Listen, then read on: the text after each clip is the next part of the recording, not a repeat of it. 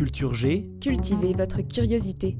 Bonjour à tous, je vais aujourd'hui tenter de répondre en quelques minutes à la question « Qu'est-ce que pi ?» La réponse la plus simple, ça serait bien sûr 3,14 et des poussières, ou encore 3,1415926. On peut continuer comme ça pendant encore longtemps, mais je ne suis pas certain que ça intéresse grand monde. Ah oui, en effet. Pi, c'est un nombre irrationnel, donc on ne peut qu'approcher sa valeur exacte, et en géométrie euclidienne, c'est le rapport constant de la circonférence d'un cercle à son diamètre. J'ai rien compris. Non, ou alors c'est moi, Non, moi non plus, j'ai rien compris. En fait, pi c'est un nombre que l'on retrouve de manière constante dans tout ce qui est rond. Un ballon de foot, une roue de voiture, ou même le mouvement d'une planète.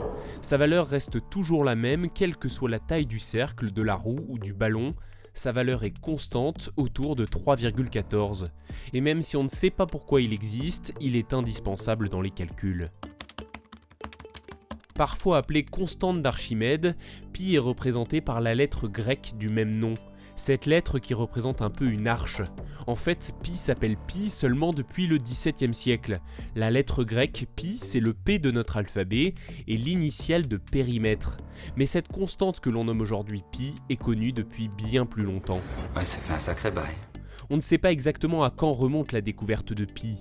Des traces et des preuves de son utilisation, il y en a à Babylone et en Égypte il y a près de 4000 ans. Au IIIe siècle avant Jésus-Christ, Archimède, formidable mathématicien grec, est le premier à remarquer qu'un cercle peut être compris entre deux polygones, l'un à l'intérieur du cercle et l'autre à l'extérieur. Et comme on sait très bien calculer le périmètre d'un polygone, il estime une première valeur de pi à 3,14185. C'est déjà pas mal. Ce n'est pas très précis, mais ça suffit dans la grande majorité des calculs. Dans le monde entier, en reprenant sa méthode, des mathématiciens vont progresser et découvrir de plus en plus de décimales de pi.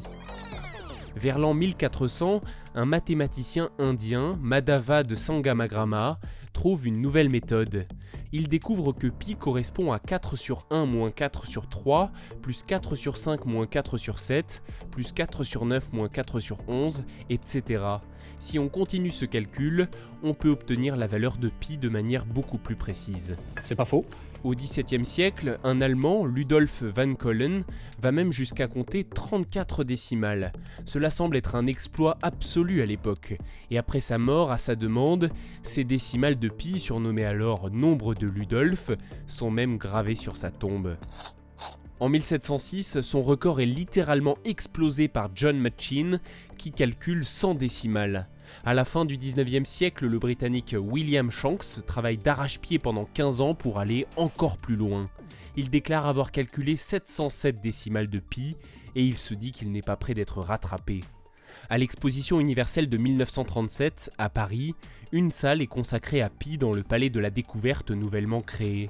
Les 707 décimales de Shanks y sont affichées, mais malheureusement, en 1945, on découvre qu'il a fait une erreur de calcul et que seules les 527 premières décimales sont correctes.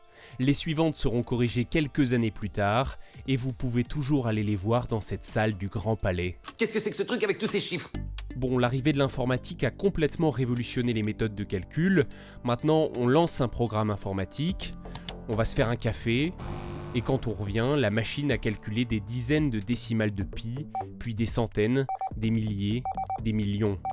Aujourd'hui, on connaît des milliards de décimales de pi, même si ça ne sert franchement pas à grand chose.